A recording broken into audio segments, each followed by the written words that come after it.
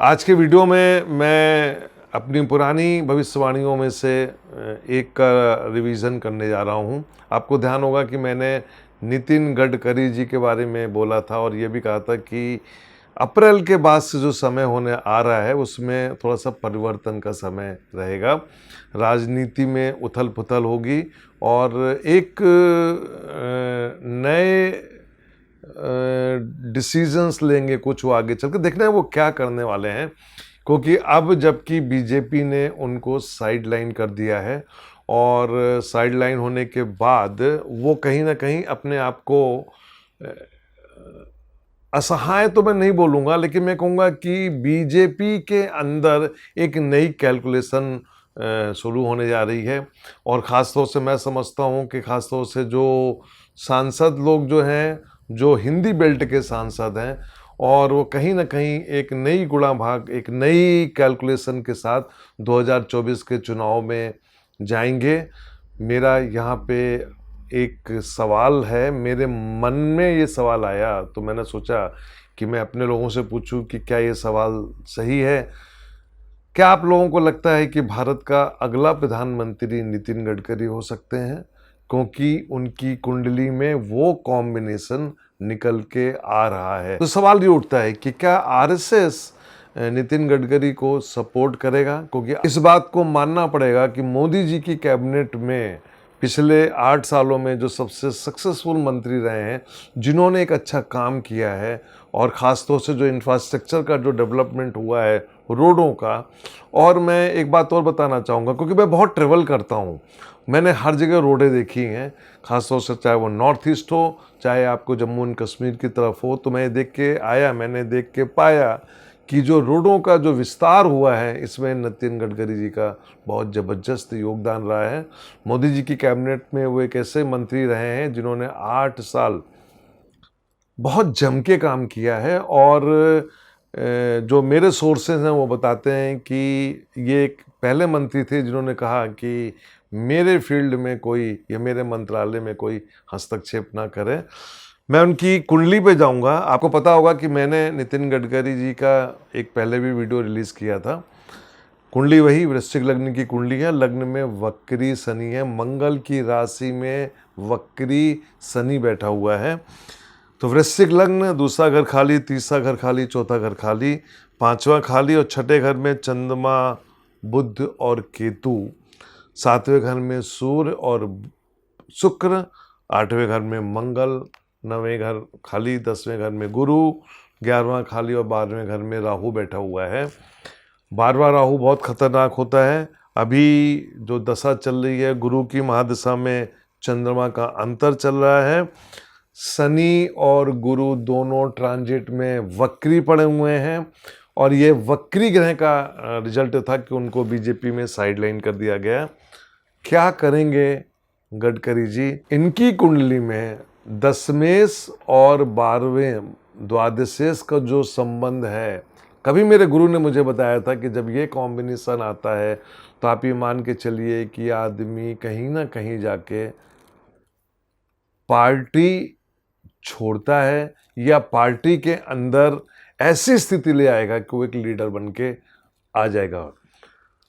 मैं पार्टी छोड़ने की बात नहीं करूंगा, क्योंकि शुक्र 7वें घर में अपनी ही राशि में बैठा हुआ है, और जब हम नवांश कुंडली में देखते हैं तो यही शुक्र सिंह राशि में बैठा हुआ है। इसका मतलब ये है कि आप ये मान के चलिए कि सत्ता का दौर अभी ख़त्म नहीं हुआ है गडकरी जी के लिए।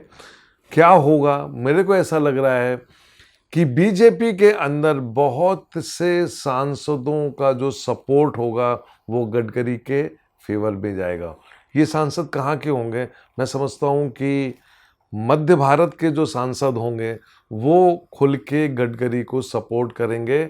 और कहीं ना कहीं जो देश में इस समय गरीबी के साथ भुखमरी के साथ आप देखिए बेरोजगारी। मेरा एक वीडियो है जिसमें मैंने कहा था कि जो यहाँ के पढ़े लिखे लोग हैं वो किस तरीके से देश छोड़ के जा रहे हैं, और ख़ास तौर से जो करोड़पति लोग हैं वो भी इस देश को छोड़ के जा रहे हैं, क्योंकि इतना टैक्स देने के बाद भी वो सुविधाएं नहीं मिलती हैं जो विदेशों में मिलती हैं। इसलिए मैंने बहुत से लोगों से बात की, वो कहते हैं कि ठीक है हमारा मुल्क है, लेकिन हम अपने मुल्क में भी सुखी नहीं हैं। ये बहुत से विषय हैं, इसमें आत्मचिंतन की ज़रूरत है। और इसमें कोई दो राय नहीं है कि मोदी जी ने पिछले 8 साल में इस देश की बहुत सी समस्याओं को ख़त्म किया, सॉल्व किया। लेकिन सवाल ये है कि जो एक मुख्य समस्या थी बेरोज़गारी, वहाँ पे ये सरकार कुछ नहीं कर पाई। और ऊपर से जो महंगाई की मार थी वो भी मोदी जी के गवर्नमेंट के लिए एक सवाल है। सवाल ये है कि 2024 का समय अब ज़्यादा दूर नहीं है और 2022 में राजनीतिक घटनाक्रम बन गया है। गडकरी जो कि एक सीनियर मंत्री हैं, उनकी कुंडली को यदि मैं देखूं तो जो शनि का गोचर नवंबर के बाद से गडकरी जी के लिए बहुत फेवरेबल स्थिति के लिए जा रहा है।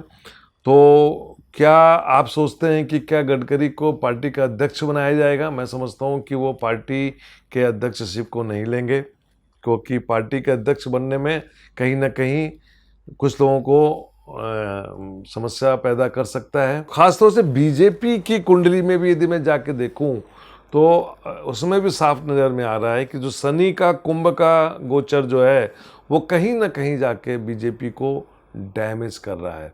और ये डैमेज बहुत ख़तरनाक होगा, ख़ास तौर से गुजरात के चुनाव, हिमाचल के चुनाव और इसके बाद अगले साल मध्य प्रदेश, छत्तीसगढ़ और राजस्थान के चुनाव।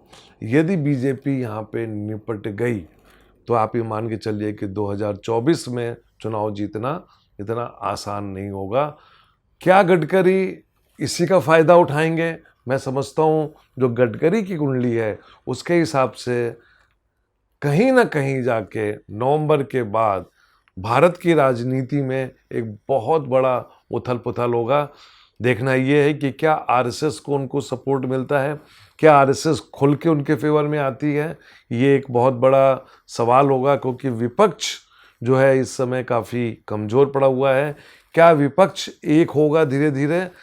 मैं आपको अगले वीडियो में बताऊंगा कि विपक्ष के अंदर सबकी कुंडलियों के विश्लेषण के बाद क्या हो सकता है। तो सवाल ये है कि गडकरी जी जो हैं वो कब कब क्या क्या फैसला ले सकते हैं। देखिए वर्तमान समय में जुपिटर की महादशा में चंद्रमा का अंतर है, शनि और गुरु का गोचर जो है थोड़ा सा डगमगाया हुआ है।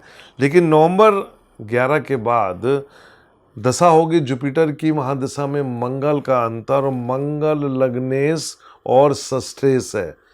छठा घर जब भी इन्वॉल्व होता है तो आप ये मानिए आदमी एग्रेसिव होगा। और जब हम नवांश कुंडली में जाके देखते हैं तो यही मंगल अपनी राशि में 7वें घर में बैठा हुआ है, सूर्य के साथ बैठा हुआ है। सूर्य यहाँ पे उच्च का है। और इसके बाद जब हम देखते हैं 2023 को चुनाव से पहले का समय देखें तो जुपिटर की महादशा में राहु का अंतर, राहु 12वें घर में बैठा हुआ है शुक्र की राशि में, और शुक्र 7वें घर में बैठ गया है जाके। ये जो दौर शुरू होगा मैं समझता हूं कि बीजेपी के अंदर एक भागदौड़ शुरू होगी। मैं अपने फॉलोअर्स को बताना चाहता हूं कि कहीं ना कहीं जाके मुझे बीजेपी के अंदर एक बहुत बड़ी बगावत नज़र आ रही है। और उस बगावत का जो नेतृत्व है मैं समझता हूँ गडकरी जी के हाथ में। और मध्य भारत में जो हिंदी बेल्ट के बीजेपी के जो वरिष्ठ लोग हैं वो आके कहीं ना कहीं कोई उथल पुथल करेंगे। देखना ये है क्या ये होगा, और होगा तो क्या वो नवंबर के बाद होगा या जनवरी 2023 के आसपास होगा। लेकिन मेरा फोकस ये है कि क्या गडकरी 2024 के लोकसभा चुनाव के पहले प्रधानमंत्री बन सकते हैं, ये वक्त बताएगा। राजनीति बहुत ही अनप्रिडिक्टेबल होती है। भारत का इतिहास उठा के देखिए कैसे सत्ता का परिवर्तन हुआ है और कैसे सत्ता का परिवर्तन होता रहा है। अब राज्यों में भी देखिए जाके, बस उसी को देखना है कि वो कब होगा और कैसे होगा। नमस्कार।